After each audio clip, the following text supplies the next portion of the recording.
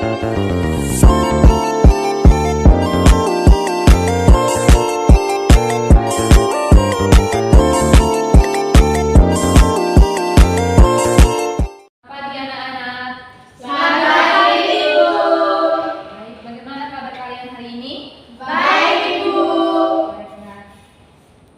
di sini Ibu akan memberikan layanan bimbingan klasikal kepada adik-adik.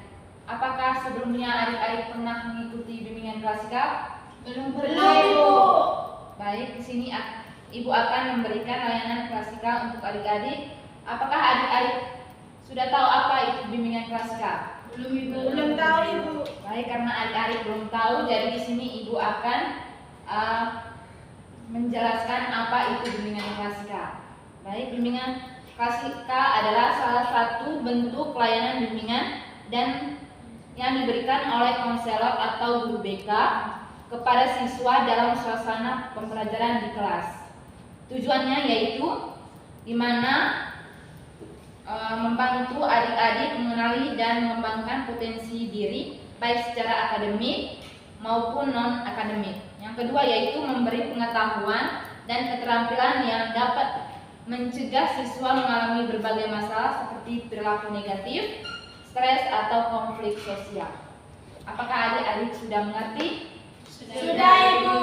Baik, sebelum kita memulai layanan kita pada pagi hari ini, Ibu meminta salah satu dari adik-adik untuk memimpin kita dalam doa. Baik, adik Sheila. Baik Ibu Guru dan teman-teman, sebelum kita mulai dengan kita harus berdoa, dan saya akan membawa doa ini menurut ajaran Kristen Protestan. Yang lain boleh menyesuaikan. Mari kita berdoa. Berdoa sama-sama. Baik, terima kasih kepada adik Sheila yang memimpin kita dalam doa. Baik, di sini Ibu akan memberikan materi berkaitan dengan sikap agresif. Sebelum kita memasuki materi, di sini Ibu akan memberikan ice breaking kepada adik-adik supaya kegiatan kita pada pagi hari ini tetap semangat. Dan Ibu minta kalian untuk berdiri. Baik Ibu.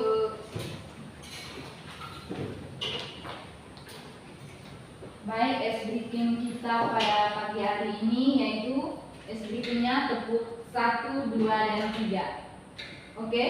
Oke, Ibu.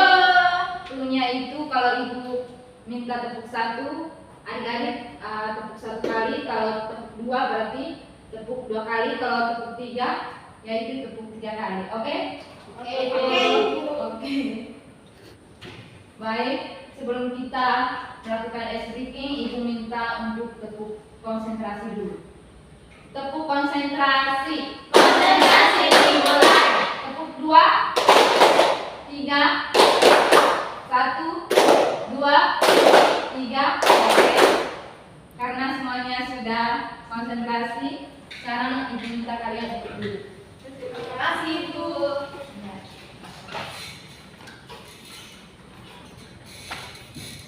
Baik, materi kita pada pagi hari ini yaitu tentang perilaku agresif. Apakah adik-adik sudah tahu apa itu perilaku agresif? Belum tahu, Ibu. Oke, di sini Ibu akan menjelaskan apa itu perilaku agresif.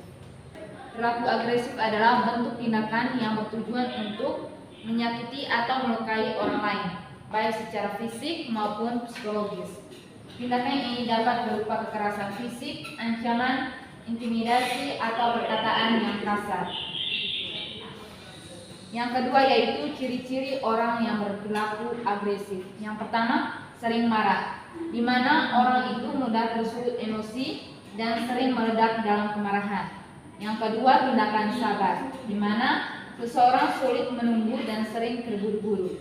Yang ketiga, suka mengalahkan orang lain, di mana orang tersebut suka menyalahkan orang lain atas kesalahan mereka sendiri. Yang keempat yaitu tindakan menghargai pendapat orang lain, di mana seseorang memaksa pendapat sendiri dan tidak mau mendengarkan pendapat orang lain. Yang ketiga yaitu penyebab perilaku agresif pada seseorang, dibagi menjadi dua bagian. Yang pertama itu faktor internal dan faktor eksternal.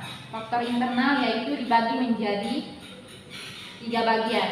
Yang pertama itu temperamen, di mana anak dengan temperamen yang sulit seperti mudah marah, impulsif, lebih rentan berperilaku agresif. Contohnya, seorang anak bernama Andi mudah marah ketika mainannya diambil oleh teman-temannya. Ia langsung memukul atau berteriak tanpa memikirkan konsekuensi. Yang kedua yaitu gangguan emosional, di mana seorang anak dengan gangguan emosional seperti ADHD atau gangguan perilaku seringkali menunjukkan perilaku agresif. Contohnya, seorang anak dengan ADHD sering memukul teman-temannya di kelas ketika ia merasa kesal karena sulit fokus dalam pembelajarannya. Yang ketiga yaitu pengalaman traumatis, di mana anak yang pernah mengalami trauma seperti kekerasan fisik atau seksual cenderung lebih agresif. Contohnya, seorang anak yang pernah mengalami kekerasan fisik di rumah seringkali menunjukkan perilaku agresif di sekolah dengan mendorong atau memukul teman-temannya tanpa alasan yang jelas. Yang kedua yaitu faktor eksternal. Faktor eksternal dibagi menjadi 4 bagian. Yang pertama, lingkungan keluarga, di mana pola asuh yang otoriter atau permisif, kekerasan dalam rumah tangga, dan model peran yang agresif dapat memicu perilaku agresif pada anak. Contohnya, seorang anak tumbuh di keluarga dengan pola asuh otoriter, di mana ayahnya sering menghukumnya secara fisik. Akibatnya, anak tersebut cenderung memukul adiknya saat marah karena meniru pola perilaku orang tuanya.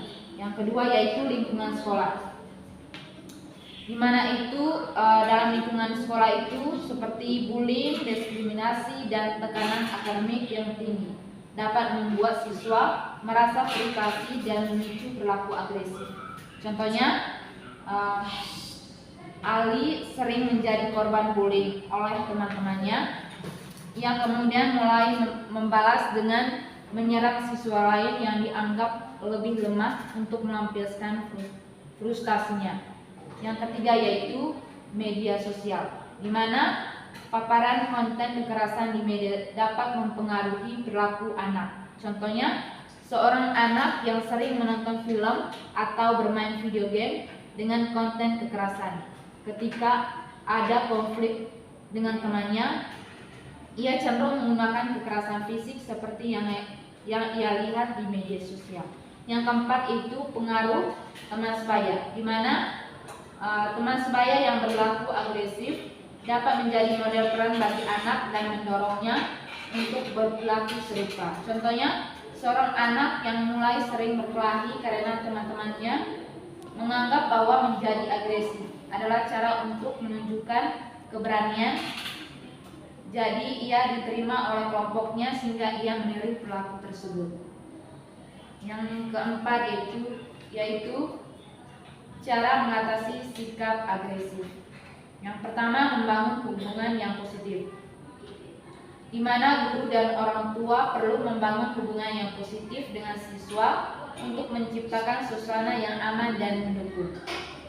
Yang kedua yaitu mengajarkan keterampilan sosial, di mana melatih siswa untuk mengelola emosi, berkomunikasi secara efektif, dan menyelesaikan masalah secara damai. Ketiga yaitu memberikan konsekuensi yang logis, di mana memberikan konsekuensi yang logis atas perilaku agresif dapat membantu siswa memahami dampak dari tindakannya. Yang keempat, mencari bantuan profesional, di mana jika perilaku agresif siswa sangat parah, sebaiknya mencari bantuan dari psikologis atau konselor anak.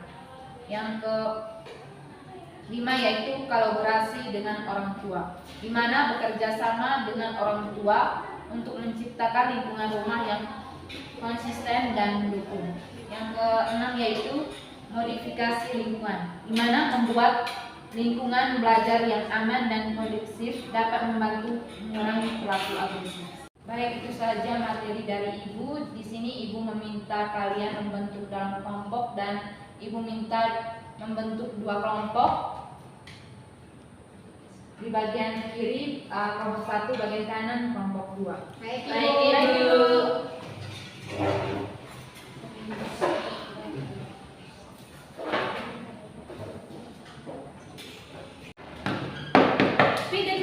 Baik, adik-adik, apakah diskusinya sudah selesai? Sudah, Ibu. Sudah, Ibu. Oke.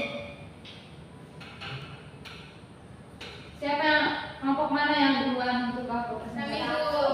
Di kelompok 2. Baik Ibu, dari materi yang Ibu jelaskan dapat saya simpulkan yaitu penyebab sikap agresif. Yang pertama tekanan emosional, yang kedua pengaruh lingkungan, yang ketiga masalah komunikasi, dan yang keempat gangguan psikologis. Itu saja Ibu. Oke, terima kasih. Kita tepuk tangan untuk kelompok 2. Sekarang kelompok 1. Baik Ibu, yang kami pahami tentang perilaku agresif yaitu tindakan yang dilakukan seseorang dengan tujuan menyakiti, merugikan, dan mengintimidasi individu lain, baik secara fisik maupun psikologi.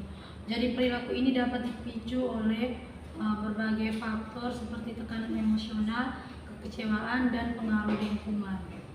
Baik, terima kasih. Kita tepuk tangan untuk kelompok 1. Baik, terima kasih. Di sini Ibu ada lembar LKPD dan lembar evaluasi hasil.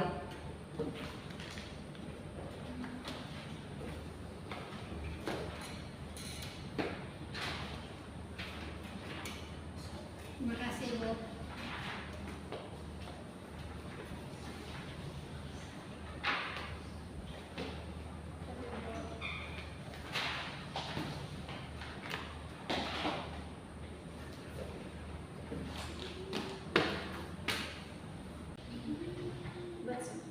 Apakah sudah selesai? Sudah, Ibu. Baik, Ibu minta salah satu dari kalian untuk Mandika Ibu.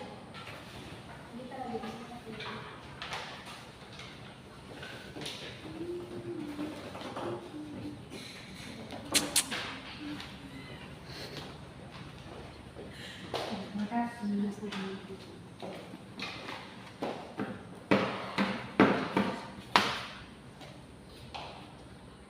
Baik, sekian layanan bimbingan kita pada pagi hari ini.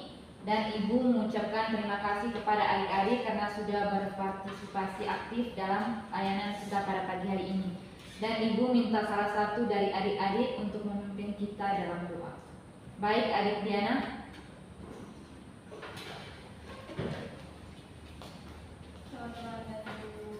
Dulu mari kita menyiapkan hati dan batin kita untuk menghadap Tuhan dalam doa. Sebelum itu izinkan saya memimpin menurut agama dan kepercayaan saya yakni Katolik. Bagi teman-teman yang lain bisa menyesuaikan. Berdoa mulai. Berdoa selesai. Baik, terima kasih kepada adik Diana. Baik, layanan kita pada pagi hari ini telah selesai. Dan sampai jumpa untuk minggu depan. Terima kasih, Bu.